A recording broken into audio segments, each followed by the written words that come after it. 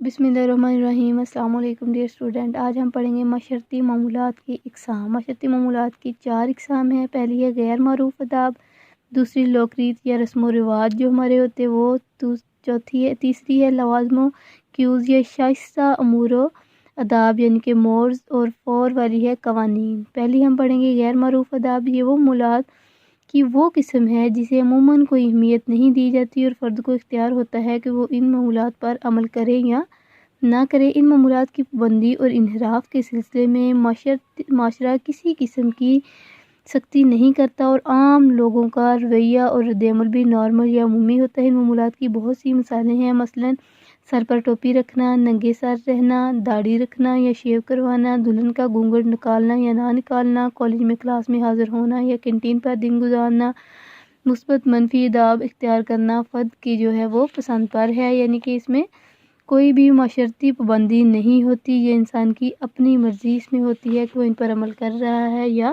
نہیں کر رہا۔ آگے لوک ریت یا رسم و رواج۔ لوک ریت ایک گروہ میں رائج بعض خاص رسم و رواج کو کرنے کے طریقے ہیں۔ لوک ریتیں ایسی عادات یا روایات ہیں جن کو ایک گروہ افراد میں عموماً پابندی کی جاتی ہے، چھوٹی چھوٹی، سادہ اور انسان کی معمولی سرگرمیوں پر مشتمل ہوتی ہیں۔ جس سمت نے اس کی تعریف کی ہے کہ لوک ریت ایسے عمومی طریقے ہیں جنہیں لوگ اپنی ضروریات کی تکمیل کے لیے اپناتے یا تشکیل دیتے ہیں، جن کے ذریعے وہ ایک دوسرے کے ساتھ تفاعل جو ہے وہ کرتے ہیں، یعنی کہ انٹریکشن کرتے ہیں۔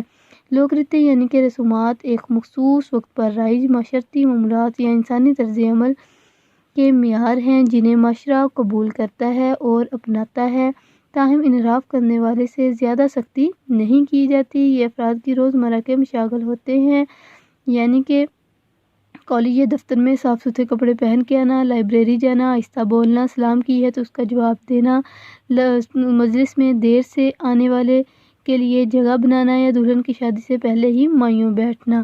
اس میں بھی ہے کہ اگر وہ کوئی سلام لے رہے ہیں تو اگلا نہیں جواب دے رہا تو اگلا بندہ جو سلام لے رہا ہے وہ اسے تھوڑا سا برا سمجھے گا، لیکن معاشرے میں اس پہ اتنی زیادہ پابندی نہیں لگائی جاتی کہ کیا ہو رہا ہے کیا نہیں ہو رہا۔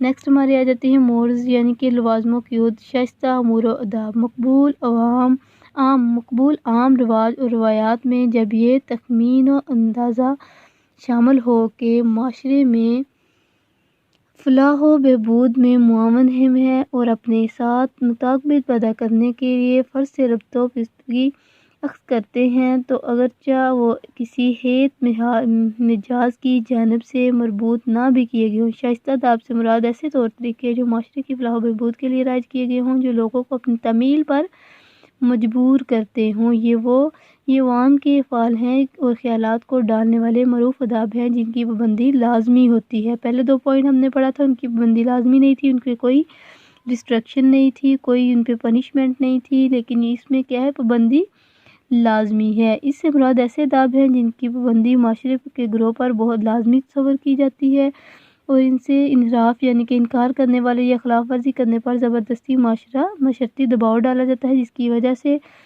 افراد ان کے آداب سے روح گردانی کی جرات نہیں کرتے، کیونکہ بصورت دیگر معاشرہ ان سے قطع تعلق کر دیتا ہے، یعنی کہ اگر کوئی اس سے نہیں کرے گا، یا ایک انسان کا لباس زیبتن کرنا، بیٹی یا بہن کی شادی پر جہیز دینا، آداب و مجلس اور اس کے علاوہ شادی بیاہ دیگر امور، برادری کو پاس کرنا وغیرہ، یعنی اگر وہ نہیں کرے گا تو یا معاشرہ ان سے قطع تعلقی کر لے گا یا برادری والے ان سے برادری سے خارج کر دیں گے، رشتہ دار ان سے تعلقات ختم کر دیں گے۔ ان کی یہ سزا ہوتی ہے کہ اگر آپ ان امور پر عمل نہیں کریں تو معاشرہ آپ کو برا جانے گا۔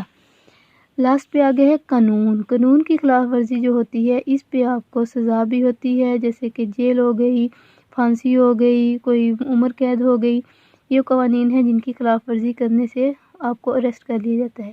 قانون حقوق و فرائض کا ایسا نظام ہے جسے ریاست نافذ کرتی ہے، اور قانون تسلیم شدہ افکار عادات کا وہ حصہ ہے جو یکساں قواعد و ضوابط کی صورت میں باقاعدہ واضح طور پر تسلیم کیا جاتا ہے، جس کو حکومت کے اختیارات اور طاقت کی پشت پناہی حاصل ہوتی ہے۔